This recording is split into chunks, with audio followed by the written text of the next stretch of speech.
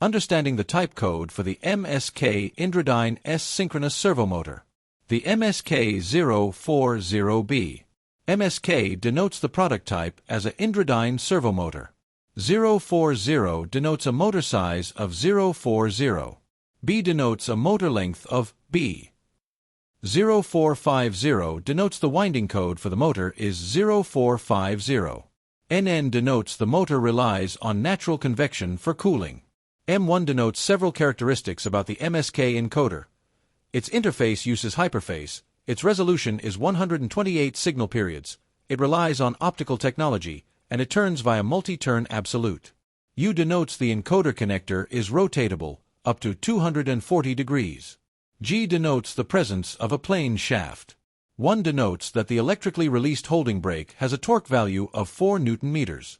NNNN indicates this motor has a standard design. Thank you for watching. Wake Industrial is your partner in progress for all MSK repair and refurbishments.